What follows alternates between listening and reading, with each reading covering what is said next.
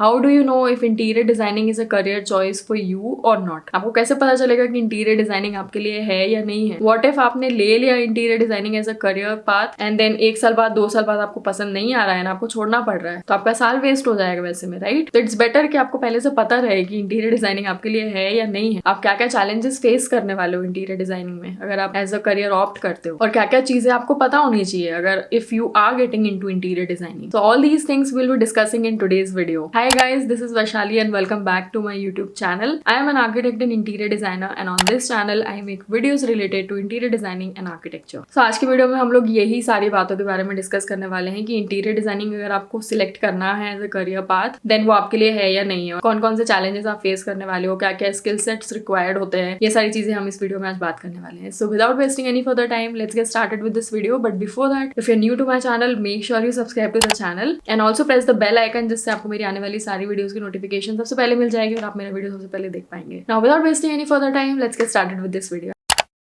तो सबसे पहली चीज जो आपको ध्यान में रखनी है वो to have a clear mindset, because once you select interior designing or any career for that matter there is no going back. आपका माइंडसेट बहुत क्लियर होना चाहिए, आपको क्लैरिटी होनी चाहिए क्या क्या चीजों में आपको खुद को इन्वेस्ट करना पड़ेगा आगे जाके.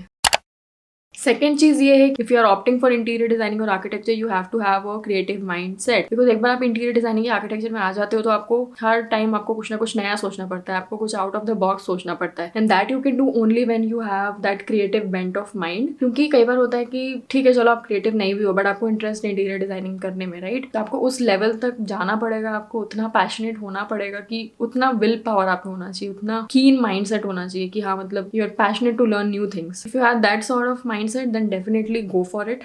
It is for you. Now third thing which is very important is you have to have a passionate personality and you have to be a quick learner. Now what I mean by passionate personality is, see, interior designing or architecture or any design for that matter is a creative field, right? तो आपको out of the box सोचना पड़ता है, आपके पास नए नए thoughts, नए नए ideas हमेशा होने चाहिए, आपको नए नए concept के बारे में सोचना पड़ता है. And it's not just about thinking the ideas and thoughts and everything, but आपको उन thoughts, उन ideas को आपको actual design में convert भी करना होता है, right? और वो उस चीज़ का आप में capability होना चाहिए कि आप कैसे उन थॉट्स को, कैसे उन आइडियाज को आप कन्वर्ट कर रहे हो इन रियलिटी. तो उसके लिए आपको पैशनेट होना बहुत ज्यादा जरूरी है किसी भी चीज के लिए. Even in general you have to have that passionate personality. अगर आपको इंजीनियरिंग अच्छा लगता है तो आपको उसके लिए पैशनेट होना जरूरी है. कई बार हमको ये भी नहीं पता होता है कि हम हमारा पैशन क्या है, राइट?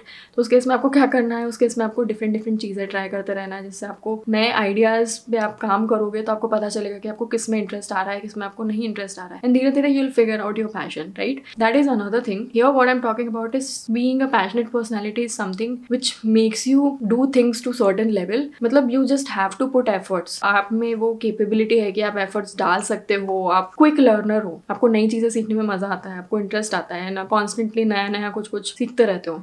तो ये सारी चीजें बहुत ज्यादा इंपॉर्टेंट है.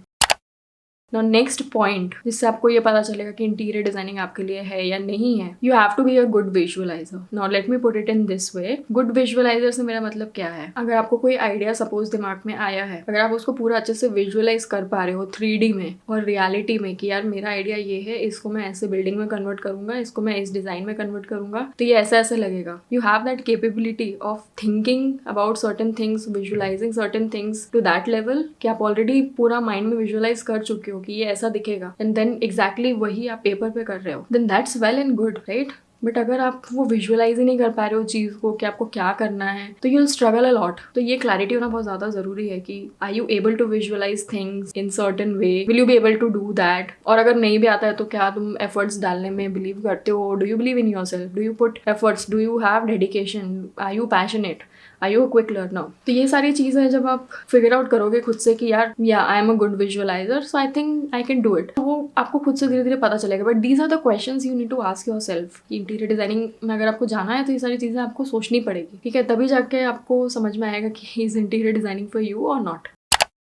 इसके बाद में आता है बहुत ही ज्यादा इंपॉर्टेंट पॉइंट जिससे आपको और क्लैरिटी मिल जाएगी कि इंटीरियर डिजाइनिंग आपके लिए है या नहीं है. Good communication skills and convincing capabilities. Now what I mean by communication skills is, I think आपको समझ में आ गया होगा, आपका कम्युनिकेशन जो है वो काफी ज्यादा स्ट्रांग होना चाहिए. Now it does not matter कि आपका इंग्लिश में कम्युनिकेशन अच्छा हो या हिंदी में हो या कोई भी लैंग्वेज में हो, बट आपको कम्युनिकेशन करना आना चाहिए. You have to be very confident when you are talking to clients or when you are talking to team, when you are talking to site people like site labours or contractors or vendors. तो communication plays a very important role in getting you a good job or getting you a good salary or your promotion or anything. अगर आपका communication बहुत strong है तो definitely it is for you. और अगर communication strong नहीं भी है then make yourself that confident. खुद पे काम करो, improve yourself and then probably you'll feel more confident about getting into interiors. Now इसके अलावा मैंने एक और point बोला था जो कि था convincing capabilities. Let me tell you, interior designing and architecture is all about practical things. इसमें कोई theory नहीं है, कुछ नहीं है. जो चीज़ है वो actual life में होती है. Practically वो चीज़ life में होती है. It's all live. So you need to interact with people more and more. आप में वो capabilities होनी चाहिए कि अगर मतलब suppose आपको कोई idea है right और आपका client से conversation हो रहा है for that for any particular space let's say,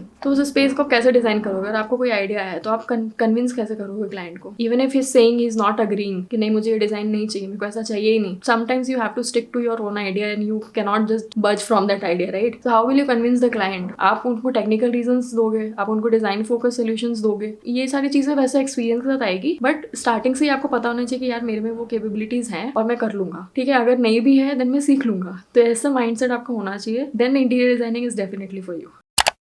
now इसके बाद में एक और पॉइंट जो बहुत ज़्यादा इंपॉर्टेंट है, आई थिंक ये तो आउट ऑफ ऑल सारे पॉइंट्स में ये सबसे ज़्यादा इंपॉर्टेंट है एंड बहुत इंटरेस्टिंग भी है. You have to be very patient. अब आप में पेशेंस लेवल नहीं है और आपको चीज़ें जल्दी जल्दी फिनिश करना अच्छा लगता है, then this is definitely not for you. Because interior designing, architecture, ये सारी चीज़ों में बहुत टाइम लगता है. मतलब आपको चीज़ें टाइम लेके करनी होती है. You have to think about certain things right, क्योंकि आप कोई चीज़, कोई आइडिया के बारे में सोच रहे हो, वो आपको एक्चुअल में साइट पे करना है, उसको आपको लाइव कन्वर्ट करना है राइट. तो you can not just think of any random thing and just do it. And without being patient, you just quickly do it and just share it with side people for execution. You can't do that. कल को कुछ गड़बड़ होगा तो वो तुम्हारे ऊपर ही आएगा, right? So you have to be very mindful about all these things. You have that patience level. If you are patient enough to get into interior designing and learn on your own, then definitely go for it. It is for you. If not, अगर इनमें से कोई भी point अगर आपको ऐसा लगता है कि नहीं यार मेरी बस का नहीं है, मैं नहीं कर सकता, then drop the idea. और अगर आपको लगता है कि आप उस चीज पे काम कर सकते हो, improve कर सकते हो, then definitely go for it. So it's anyway, I have already talked about this कि interior designing is any which way a very booming career and next coming